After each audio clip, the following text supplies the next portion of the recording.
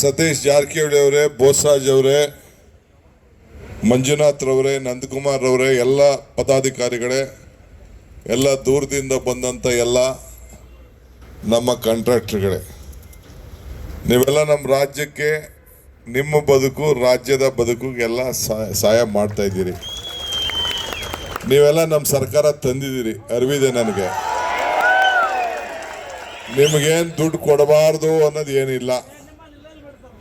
ನಿಮ್ಮ ಮಂಜುನಾಥ್ ನ್ಯಾಯ ನೋಡ್ತಾ ಇದ್ದೀನಿ, ಒಂದೊಂದು ಗಂಟೆಗೆ 3 ತಿಂಗಳಿಗೆ ಪೇಪರ್ಗೂ ಒಂದೊಂದು ಸ್ಟೇಟ್ಮೆಂಟ್ ಕೊಡ್ತಾ ಇರ್ತಾರೆ.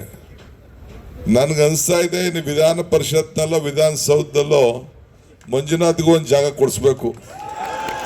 ಈಗ ವಿಧಾನ ಪರಿಷತ್ತಲ್ಲಿ ಟೀಚರ್ಸ್ ಕಾನ್ಸ್ಟಿಟ್ಯೂನ್ಸಿ ಅಂತ ಮಾಡ್ತಾರಲ್ಲ, ಟೀಚರ್ ಕಾನ್ಸ್ಟಿಟ್ಯೂನ್ಸಿ, MLC ಬೇರೆ, ಇದು ಲೋಕಲ್ ಬಾಡಿ ಕಾನ್ಸ್ಟಿಟ್ಯೂನ್ಸಿ, ಸಿನಿಮಾದವ್ರಿಗೆ ಎಲ್ಲ ಕೊಡ್ತಾರಲ್ಲ, ಹಂಗೆ ನಿಮಗೆ ಕಾಂಟ್ರಾಕ್ಟರ್ಗಳಿಗೊಂದು ಜಾಗ ಕೊಡಿಸ್ಬೇಕು.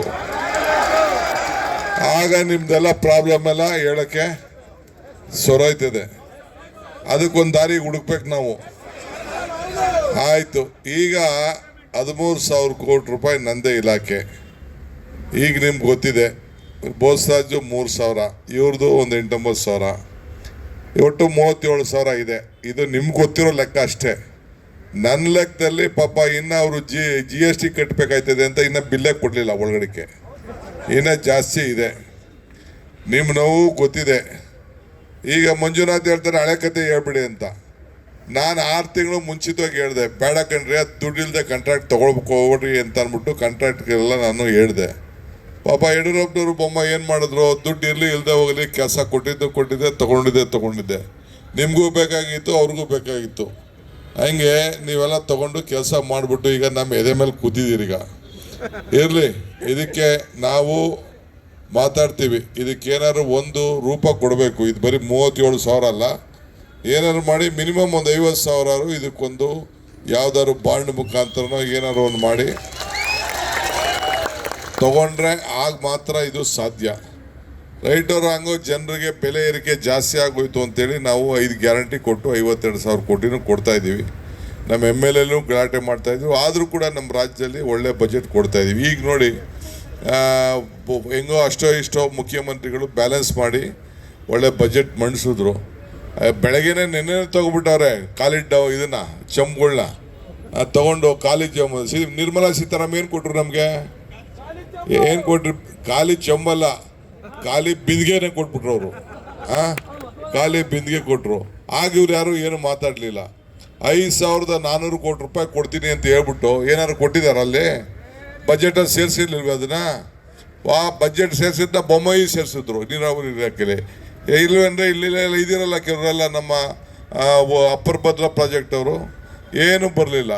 ಹಂಗೆ ಇವತ್ತು ಕೂಡ ಬೆಂಗಳೂರಲ್ಲಾಗಲಿ ಯಾವುದಕ್ಕಾಗಲಿ ಹಣನೇ ಇವತ್ತು ಅವರು ಬಿಡುಗಡೆ ಮಾಡ್ತಾಯಿಲ್ಲ. ಇರಲಿ, ಅದನ್ನು ಅವರು ಮಾಡದೆ ಹೋಗಲಿ, ನಮ್ಮ ಡ್ಯೂಟಿ ನಾವು ಮಾಡಬೇಕು. ನಾನು ಈಗ ಏರೋಸ್ಪೇಸು ಇದಕ್ಕೆ ITPLಗೆ ಹೋಗಬೇಕು. ಅದಕ್ಕೆ ಟೈಮ್ ಲೇಟ್ ಆಯ್ತದೆ ಅಂತ ಈ ಮೆಟ್ರೋನ ರೈಲೇ ನಿಲ್ಸ್ಕೊಂಡಲ್ಲಿ ಕೂತಿದ್ದೀನಿ. 1 ನಿಮಿಷ ಹತ್ತು ಹೋಗಬೇಕು. ಮಿಕ್ಕಿದ್ದು ನಮ್ಮ ಸತೀಶ್ ಇರ್ತಾರೆ, ನಮ್ಮ ಬೋಸರಾಜ್ ಇರ್ತಾರೆ. ನಾನು ನೆನ್ನೆ ಮಂಜುನಾಥ್ ಹತ್ರ ಮಾತಾಡಿದ್ದೀನಿ. ಕೂಡಲೇ ಈ ಸೆಷನ್ ಒಳಗಡೆನೆ ಕಾಂಟ್ರಾಕ್ಟರ್ ಅಸೋಸಿಯೇಷನ್ ಅವ್ರಿಗೆ ಮುಖ್ಯಮಂತ್ರಿಗಳ ಹತ್ರ ನಾನು ಸತೀಶು ಸೇರಿ ಒಂದು ಮೀಟಿಂಗ್ ಅಂತೂ ಮಾಡಿಸ್ತೀನಿ. ಏನ್ರಿ ಸತೀಶ್, ನಮ್ಮ ಜವಾಬ್ದಾರಿ. ನಿಮ್ಮನ್ನು ಬಿಟ್ಟಾಗ ನೀವು ಇದು ಇಬ್ಬರು ನೀವು ನಮ್ಮನ್ನು ಬಿಡಂಗಿಲ್ಲ, ನಾವು ಬಿಡಂಗಿಲ್ಲ. ಈ ಪೇಪರ್ ಸ್ಟೇಟ್ಮೆಂಟ್ ಎಲ್ಲ ಕೊಡೋದು ಬಿಟ್ಬಿಡಿ. ಪೇಪರ್ ಸ್ಟೇಟ್ಮೆಂಟ್ ಕೊಟ್ಟರೆ ನೀವು ನಿಮಗೆ ಕೊಂದ್ಕೊಂಡಂಗೆ ಆಯ್ತದೆ. ಸ್ಟೇಟ್ಮೆಂಟು ಪೇಪರಲ್ಲಿ ಬರ್ಬೋದಷ್ಟೇ, ಪೇಪರ್ಗೆ ಏನಾದ್ರು ಅನುಕೂಲ ಆಗ್ಬೋದಷ್ಟೇ, ಒಂದು ದಿನದ ನ್ಯೂಸ್ ಆಗ್ಬೋದಷ್ಟೇ. ಅದರಿಂದ ಏನೂ ಪ್ರಯೋಜನ ಆಗೋದಿಲ್ಲ. ನೀವು ಬನ್ನಿ, ನಮ್ಮ ಹತ್ರ ಮನೆ ಒಳಗಡೆ ಕೂತ್ಕೊಳ್ಳಿ, ಚರ್ಚೆ ಮಾಡಿ, ಏನು ಬೇಕಾದ್ರೂ ಗುದ್ದಾಡಿ, ನಾವು ಚೀಫ್ ಮಿನಿಸ್ಟರ್ ಕರ್ಕೊಂಡು ಹೋಗಿ ದುಡ್ಡು ಯಾವ ರೀತಿ ತರಬೇಕು ಏನಾದ್ರು ಒಂದು ದಾರಿ ಹುಡುಕಿ ಸಹಾಯ ಮಾಡೋಣ. ನಾನು ಇಲ್ಲಿಗೆ ಯಾಕೆ ಬಂದಿದ್ದೀನಿ ಅಂತಂದರೆ, ನಾನು ಸತೀಶು ಬೋಸರಾಜು ನಿಮ್ಮ ಜೊತೆ ನಾವು ಇದ್ದೀವಿ ಅಂತ ಹೇಳಲಿಕ್ಕೆ ಇಲ್ಲಿಗೆ ಬಂದಿದ್ದೀವಿ. ಇಷ್ಟು ಮೆಕ್ಕಿದ್ದು ಮಾತಾಡೋಣ. ಒಳ್ಳೆಯದಾಗಲಿ.